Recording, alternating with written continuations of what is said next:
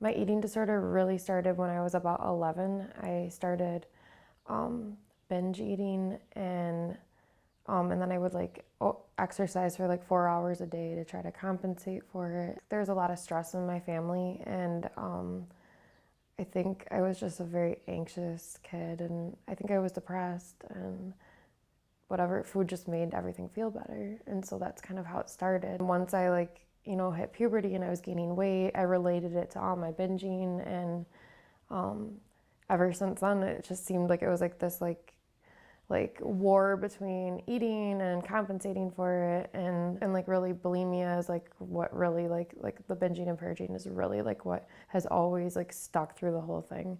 And I don't know, I mean, there were times where it was like manageable throughout my life, but by the time I got to college it was just so out of control, and I feel like I missed out on a lot of college, like dealing with this. Like it felt like it was what I was always focused on. It felt like 80% of my day I was just thinking about food and my weight. My last year of college, I got so anxious thinking about like what was going to happen after college was over. I started binging and purging like pretty much all day long every day, and I didn't go to class. I almost failed my last semester of school. My parents came to visit me for my graduation at college, and we went out to eat, and I had to go purge my meal, and my aunt kind of knew what was going on, and she said something to my mom, and I had lost a ton of weight, and my mom called me like a day later, and she was just like, you need help, like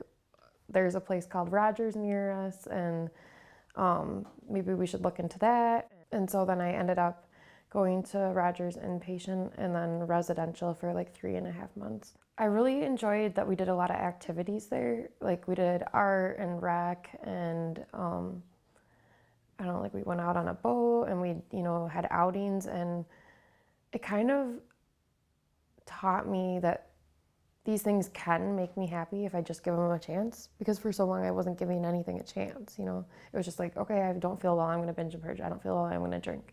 And I had to give these things a chance, and I found actually that I loved being active, and what I really found was I loved art, and I spent so much time in that art room, and continued it ever since. Like I still have like an easel in my apartment. And after I went to residential, I went to intensive outpatient programming, and that was 3 days a week with an optional fourth day.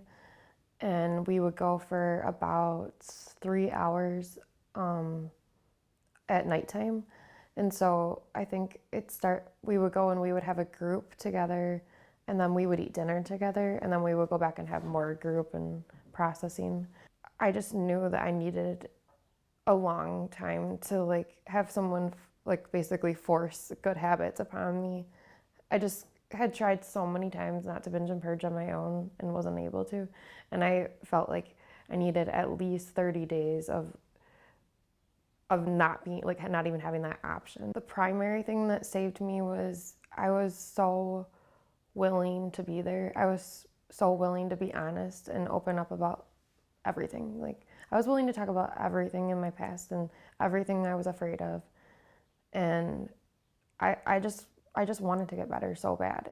I really learned so much from that long treatment process that I've never been able to completely fall back into my old ways, because I am so much more self-aware that I can't, I used to just blindly binge and purge, and I didn't even know why I was doing it or I didn't know what caused me to do it, and I didn't know how to stop, and I didn't really care, and I didn't even know how bad it was.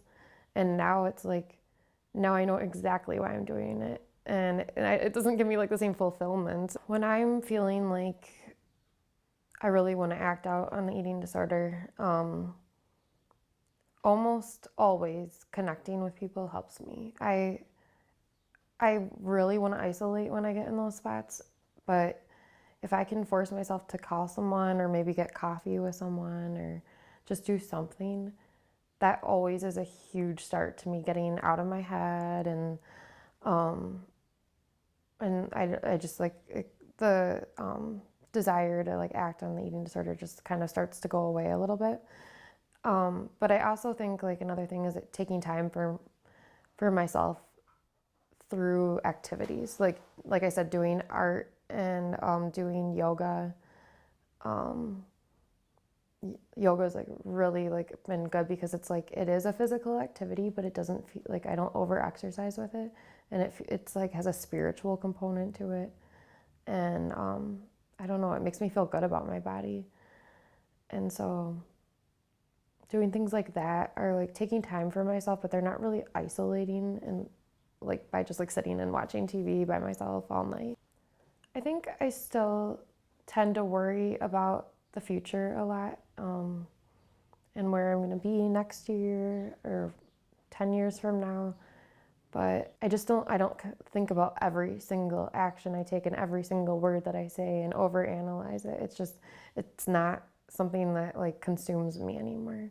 It's more like just life worries that I think everybody deals with. Life is so much better. It's just, I can't even explain how much better it is. Just things are so much easier.